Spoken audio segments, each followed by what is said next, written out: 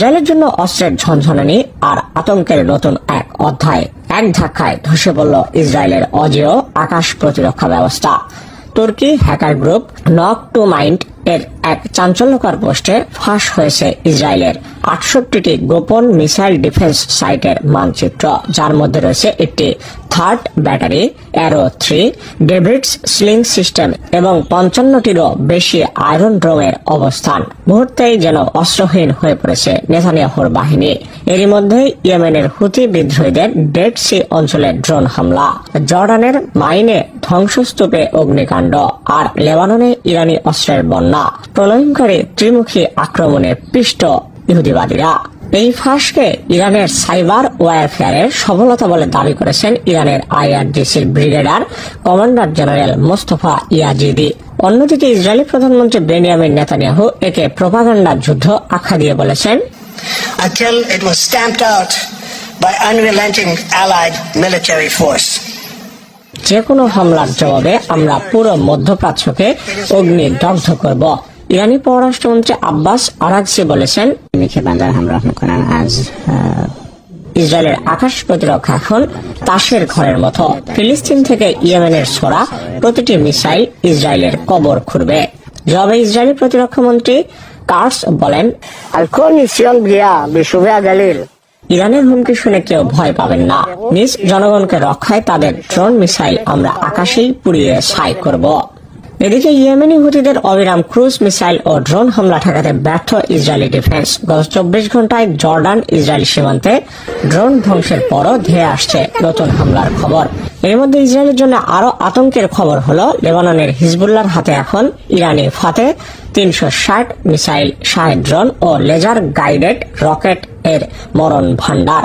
Saudi গোয়েন্দা সূত্রে জানা গেছে, বৈরুত বন্দরে ইউনিট 440 এর মাধ্যমে ইরান থেকে আসছে অস্ত্রের পর অস্ত্র। ইসরায়েলি নজরদারি ফাঁকি দিয়ে সিরিয়ার পতনোত্তর রুট ব্যবহার করে ইরান হিজবুল্লাহর এই চোরাস্রোত বন্ধে হিমশিম খাচ্ছে যুক্তরাষ্ট্র ইসরায়েল জোট। ইয়েমেনের হুতি বাহিনী গত 24 ঘন্টায় 14টি ড্রোন পাঠিয়েছে ইসরায়েলের দক্ষিণাঞ্চলীয় শহর ইলাত ও নেগেভ মরুভূমির দিকে। এর মধ্যে 3টি ড্রোন জর্ডানের মাইন এলাকায় ভূপাতিত হয়েছে, যার ধ্বংসাবশেষের ফলে ভয়াবহ আগুন লেগে গেছে বন্যা নিয়ন্ত্রণ বাঁধে।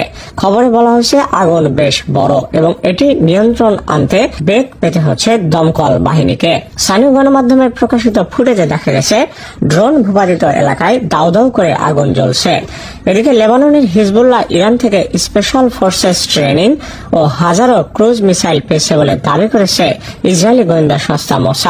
সৌদি গোয়েন্দা সূত্রে জানা গেছে, বৈরুত বন্দরের মাধ্যমে গত মাসে 5টি অস্ত্রবাহী শিপমেন্ট হিজবুল্লাহর গোডাউনে পৌঁছেছে। নেতানিয়াহুর প্রশাসনের এক কর্মকর্তার নাম গোপন রাখার শর্তে জানান, ইরান এখন প্রতিদিন লেবাননে 100টি করে মিসাইল পাঠাচ্ছে।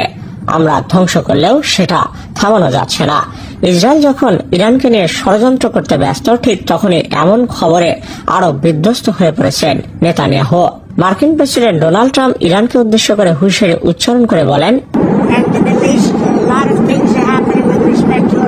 তেহরান যদি তাদের কাঠ পুতুলদের আবারও অস্ত্র পাঠাতে থাকে, আমরা তাদের পুরো শহর ম্যাপ থেকে মুছে দেব। তবে পেন্টাগনের গোপন নথি অনুযায়ী ইরানের রেভলিউশনারি গার্ড ইতিমধ্যেই ইয়েমেন ও লেবাননের মিলিট্যান্টদের হাতে হাইপারসনিক মিসাইল তুলে দিয়েছে, যা ইসরায়েলের ডিফেন্স সিস্টেমকে সম্পূর্ণ অকার্যকর করে দিতে পারে। আর নতুন করে ইসরায়েলের প্রতিরক্ষা দুর্গের সব গোপন লোকেশন ফাঁস হওয়ায় মারাত্মক হুমকির মুখে পড়েছে দেশটির নিরাপত্তা ব্যবস্থা। ইরানের নেতৃত্বাধীন ইসলামী প্রতিরোধ দলগুলো যেন ঘিরে রেখেছেন নেতানিয়াহুর ইসরায়েলকে। একদিকে সামলাতে গেলে আরেক দিক থেকে শত শত মিসাইল আশ্রয় পড়ছে তেল আবিবে। নিরাপত্তাহীন ইসরায়েলিরা পালিয়ে যাচ্ছে জার্মানি ও পোল্যান্ডে। তেল আবিবের বেন গুরিয়ন বিমানবন্দরে ভিড় ঠেলে এক ইহুদি পরিবার বলছে, এবারের যুদ্ধে বেঁচে থাকার কোনো রাস্তা নেই, আমরা ইউরোপে শরণার্থী হতে বাধ্য। বিশ্লেষকদের মতে আল জাজিরা বলছে, ইসরায়েলের ডিফেন্স সিস্টেম ফাঁস হওয়া ইরানের জন্য স্ট্র্যাটেজিক বিজয়। সিএনএন বলছে, ট্রাম্পের হুমকি বাস্তবায়নে মার্কিন সেনাবাহিনী প্রস্তুত নয়। শেষ কথা হচ্ছে, ইরানের ফাইনাল স্ট্রাইক কি ইসরায়েলকে ইতিহাসের পাতায় ঠেলে দেবে, নাকি ট্রাম্প নেতানিয়াহুর জোট পাল্টা হামলায় মধ্যপ্রাচ্য পুরো জ্বালিয়ে দেবে? সময় হয়তো এর উত্তর দেবে।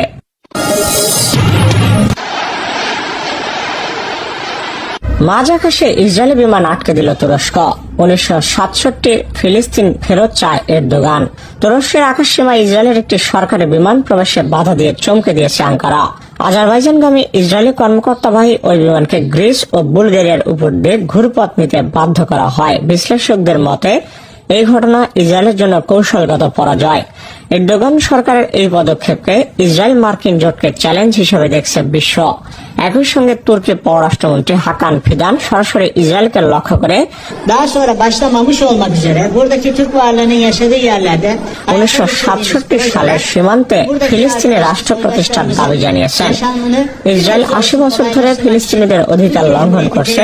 গাজায় যুদ্ধবিরতি এবং দ্বিরাষ্ট্র সমাধানই একমাত্র পথ। এই ঘটনার মাধ্যমে আন্তর্জাতিক কূটনীতিতে এক নতুন মাত্রা যোগ করেছেন সুলতান এরদোগান। কেবল আকাশেই নয়, এখন ভূ রাজনীতির প্রতিটি চালেই ইসরায়েলের হোঁচট খাওয়া শুরু হয়েছে। একটি বিমান আটকে দিয়ে যেভাবে নেতানিয়াহুকে আন্তর্জাতিক পরিসরে হেয় করে দিলেন এরদোগান, তা শুধু তাৎক্ষণিক অপমান নয়, বরং এক দীর্ঘমেয়াদী নেতৃত্ব পালাবদলের বার্তা। এদিকে সৌদি আরব, কাতার, মিশর এবং ইরান একযোগে ফিলিস্তিনিদের পাশে দাঁড়ানোর ঘোষণা দিয়েছে। সৌদি পররাষ্ট্রমন্ত্রী প্রিন্স ফয়সাল বিন ফারহান গাজায় যুদ্ধবিরতি ও মানবিক সহায়তা জোরদারে আন্তর্জাতিক চাপের আহ্বান জানান। কাতার ও মিশরের মধ্যস্থতায় শান্তি আলোচনা ত্বরান্বিত করারও প্রত্যাশা প্রকাশ করা হয়।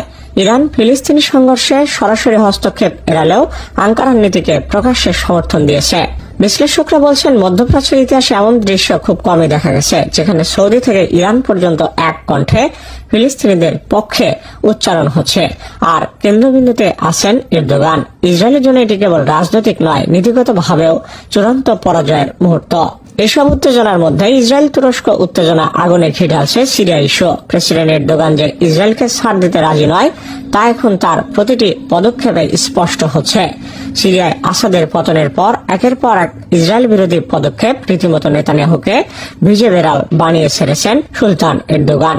কখনো ইসরায়েল সীমান্ত ঘেঁষে ঘাঁটি বাড়াচ্ছেন, তো কখনো ফিলিস্তিনিকে রাষ্ট্র হিসেবে ঘোষণা দিয়ে ইসরায়েল ও তার ঘনিষ্ঠ মিত্র যুক্তরাষ্ট্রকে চোখে চোখ রেখে শক্তি এবং সামর্থ্যে জানান দিচ্ছেন তিনি। ইসরায়েলের বুকে কাঁপন ধরিয়েছে ইরান। পরমাণু চুক্তি হলেই খুলে যাবে ধ্বংসের দ্বার। পারমাণবিক চুক্তির নামে মধ্যপ্রাচ্যে যেন বিস্ফোরণের আগুনে ঘি ঢালা হচ্ছে। মার্কিন প্রেসিডেন্ট ডোনাল্ড ট্রাম্প ইরানের দিকে তাক করে 60 দিনের আলটিমেটাম দিয়েছেন, হয় চুক্তি সাইন, নয়তো ইরানের পারমাণবিক সাইটে মিসাইল। কিন্তু তেহরানের আয়াতুল্লাহ খামেনি এর জবাব দিয়েছেন আগুন ঝরা ভাষায়। İran telaş verenli করেন। আমেরিকা চাপ দিলেই আমরা নতজানু হব, স্বপ্ন দেখো। আর এই টানটান উত্তেজনার মধ্যেই ইসরায়েলের বুকে কাঁপন। চুক্তি হলে ইরানের পারমাণবিক প্রোগ্রাম বৈধতা পেয়ে যাবে, আর ইসরায়েল হয়ে যাবে ধ্বংসের লক্ষ্যবস্তু। ট্রাম্পের এই চাপের কৌশলকে ইরান জং ধরা তলোয়ারের ভয় বলে উড়িয়ে দিচ্ছে। তেহরানের রাজনৈতিক উপদেষ্টারা জানিয়েছেন, আমেরিকা সত্যিই চাইলে আলোচনার টেবিলে আসুক, কিন্তু ষড়যন্ত্র করলে উত্তর হবে মিসাইল। কিন্তু ইসরায়েলি গোয়েন্দা সূত্রে জানা গেছে, এই আলোচনার আড়ালে ইরান 90% ইউরেনিয়াম সমৃদ্ধ সাময়িক বন্ধ রাখলেও 60% সমৃদ্ধি চালিয়ে যাবে, যা বোমা বানানোর জন্য যথেষ্ট। ইসরায়েলের আতঙ্ক, ট্রাম্প যদি ইরানের সাথে অন্তর্বর্তী চুক্তি সই করেন, তাহলে ইসরায়েলের নিরাপত্তা ধ্বংসস্তূপে পরিণত হবে। নেতানিয়াহু গোপনে ট্রাম্পকে ফোন করে চিৎকার করেছেন, এই চুক্তি ইসরায়েলকে কবর দেবে। জেরুজালেম পোস্টের রিপোর্টে বলা হয়েছে, ইসরায়েলি গোয়েন্দারা ভয় পাচ্ছেন ট্রাম্প হয়তো ইরানকে ছোট চুক্তি দিয়ে সময় কিনতে চাইছেন, যা ইসরায়েলের জন্য মারাত্মক ফাঁদ। গাজার রক্তে লাল আকাশ। ইসরায়েলের দখলদারিত্বের বিরুদ্ধে গাজাবাসীর আর্তনাদে ফেটে পড়ছে বিশ্ব, কিন্তু ট্রাম্প প্রশাসন এখনো নীরব দর্শক। এই সুযোগে ইরান সমর্থিত হুতি বাহিনী ও হিজবুল্লাহ প্রতিদিন ছুড়ছে শত শত মিসাইল। ইসরায়েলের আকাশে বাজিয়ে চলছে ধ্বংসের সুর। রাশিয়ার উপপররাষ্ট্রমন্ত্রী আন্দ্রে রুডেনকোর এর ভাষ্য, মধ্যপ্রাচ্য এখন বারুদের ডিপো। বিশ্লেষকদের হুঁশিয়ারি, ট্রাম্পের 60 দিনের আলটিমেটাম আসলে যুদ্ধের কাউন্ট ডাউন। আল জাজিরার মতে চুক্তি হলেই ইরান পারমাণবিক শক্তির বৈধ মর্যাদা পাবে, ইসরায়েল হবে টার্গেট। অন্যদিকে সিএনএন এর প্রতিবেদনে বলা হচ্ছে, ট্রাম্পের ডেডলাইন মধ্যপ্রাচ্যকে ঠেলে দিচ্ছে পারমাণবিক যুদ্ধের দিকে। ট্রাম্প ইরানের এই চুক্তির খেলা কি শান্তি আনবে, নাকি মধ্যপ্রাচ্যকে ডুবাবে ধ্বংসের আগুনে? ইসরায়েলের ভাগ্য এখন টাইম বোমার টিকটিক শব্দের সাথে গুনে চলেছে সেকেন্ড। সিরিয়ায় ইসরায়েলি যোদ্ধাদের উপর এরদোগানের সেনা অভিযান, 24 ঘন্টায় নিহত 50। সিরিয়ার দক্ষিণ অঞ্চলের দারা প্রদেশের সম্প্রতি নাটকীয় সামরিক ও রাজনৈতিক অস্থিরতা দেখা দিয়েছে। আসাদপন্থী 8ম ব্রিগেড এবং দ্রুজ সম্প্রদায়কে কেন্দ্র করে ক্রমবর্ধমান উত্তেজনার মধ্যে সিরিয়া ও তুরস্ক সমর্থিত সারা সরকার যৌথভাবে অভিযানে নেমেছে। মূল সংঘর্ষের কেন্দ্রবিন্দুতে রয়েছে বুশরা আল শাম শহর ও এর আশেপাশের এলাকা। সিরিয়ার প্রতিরক্ষা মন্ত্রণালয় জানিয়েছে 8ম ব্রিগেডের বিরুদ্ধে নিরাপত্তা অভিযান পরিচালিত হচ্ছে। সিরিয়ার নতুন প্রেসিডেন্ট আহমেদ আল সারার বাহিনী গত 48 ঘন্টায় 8ম ব্রিগেডের ঘাঁটিতে অভিযান চালিয়ে 50+ সেনা নিহত করেছে। সরকারি বিবৃতি অনুসারে এই বাহিনী দেশীয় নিরাপত্তা এবং আঞ্চলিক স্থিতিশীলতার জন্য হুমকি তৈরি করেছিল। যদিও বিভিন্ন স্থানীয় পর্যবেক্ষক ও বিরোধী সূত্রের মতে এই অভিযান মূলত দ্রুজ সম্প্রদায় ও ইসরায়েল ঘেঁষা প্রভাব খর্ব করার কৌশল হিসেবে দেখা হচ্ছে।